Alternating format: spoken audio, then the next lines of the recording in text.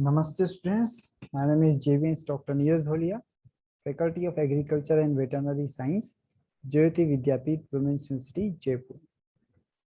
So, in the previous lectures, the topic which was going on is the microarray.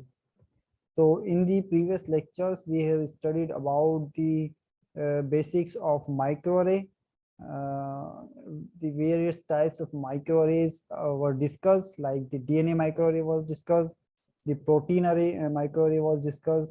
Now, in the continuation, we will today discussing about the tissue microarray, and if we have the time, we will again discuss the antibody microarray.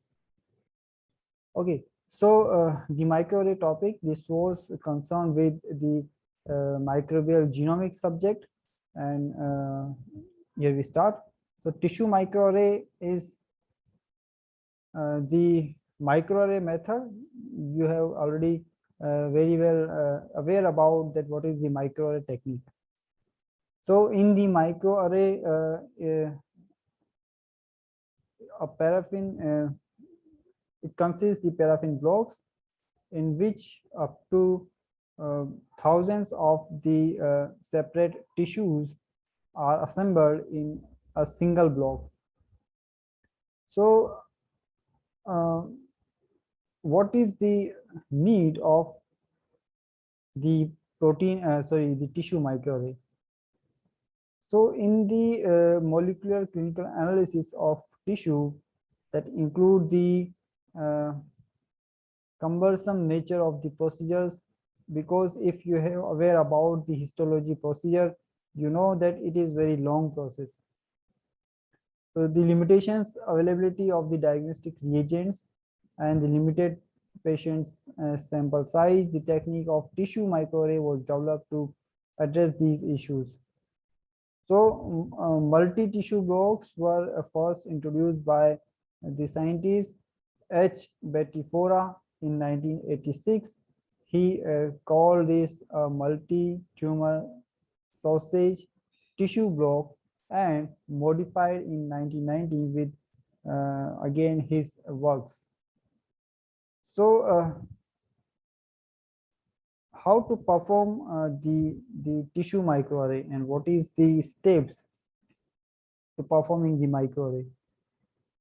So in the tissue microarray, you take a hollow needle to remove the tissue cores as small as 0.5 to 0.6 mm in diameter from the regions of interest in the paraffin embedded tissues, such as the clinical biopsies or tumor samples, etc. So these tissue cores are then inserted in a recipient paraffin block in a precisely spaced array pattern. Sections from this block are cut using the microtome and mounted on a microscope slide, and then analyzed by a method of the standard histological analysis. So the difference is only the sample size and sample positioning.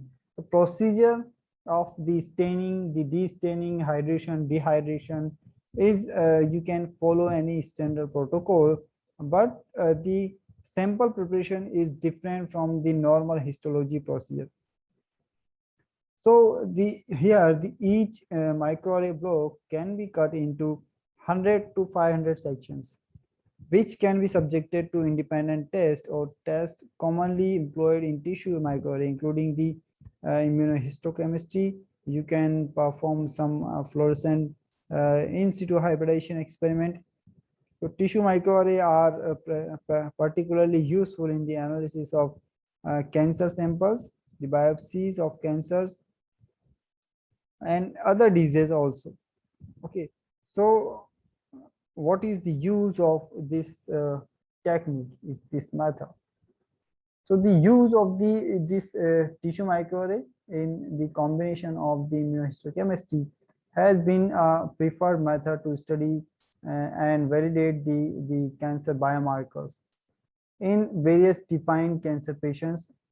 So the possibility to assemble a large number of representative cancer samples from a defined patient cohort that also has a corresponding clinical database, and provides a powerful resource to study how different protein expression patterns correlate with the different clinical parameters. So since the patient samples are assembled into the same block, sections can be stained with the same protocol to avoid the experimental variability and technical artifacts.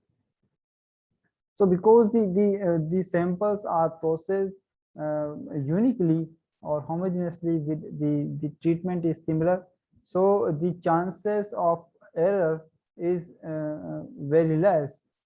Okay, so the human errors which are generally occur from the sample to sample, which that will be minimized here.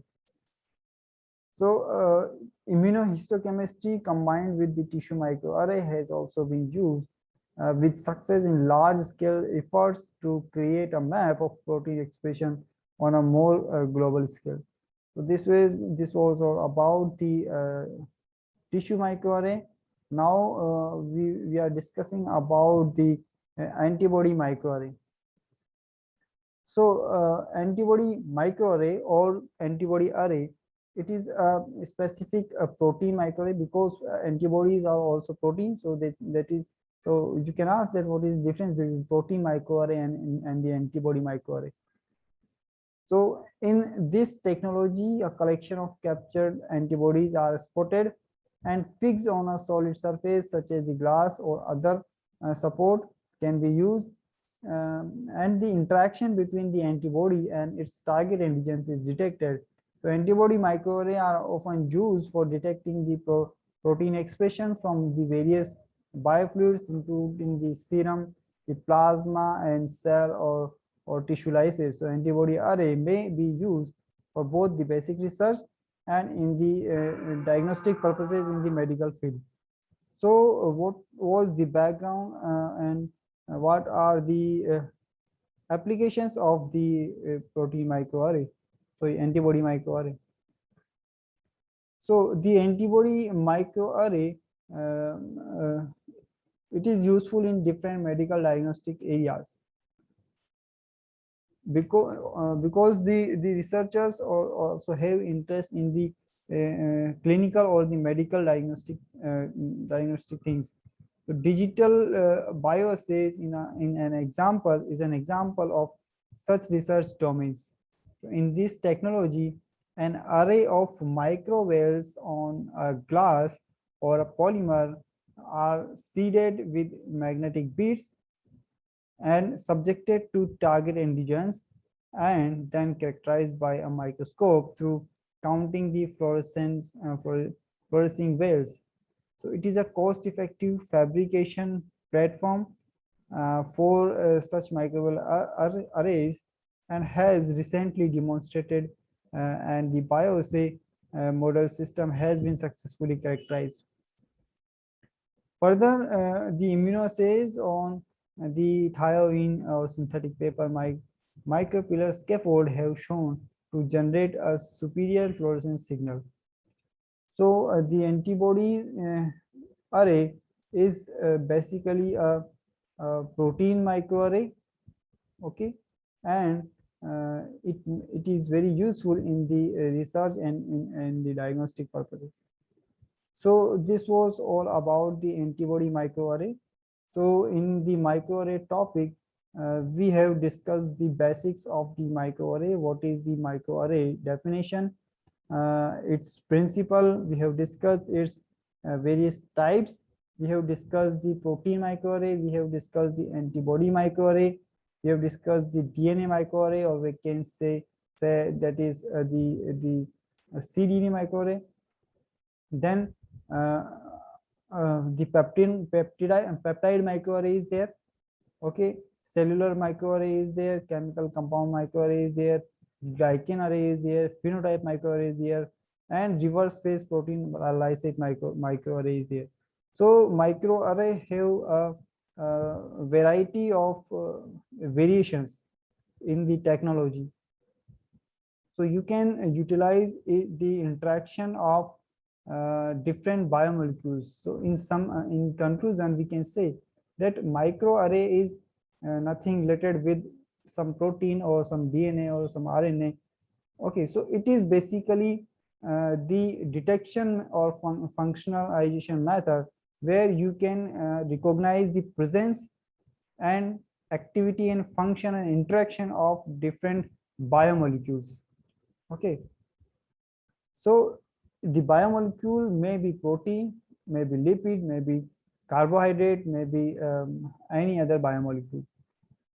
Okay, so it is basically the interaction assay, and it is performed on a solid support or a chip, and the number of samples are very high in this case, and you are utilizing the minimal resources. So it is a fast technique, it is a cost effective technique, you can utilize it, and it is also in use in the diagnostic applications or in the research applications. So that was all about the microarray. Hope you are satisfied with this detailed session. If you have any query, you can write in the comment box. I will resolve the issue or clear your doubt. And this session is powered by Digital Version 2, Jyoti Vidyapeeth Women's University, Jaipur. Thank you.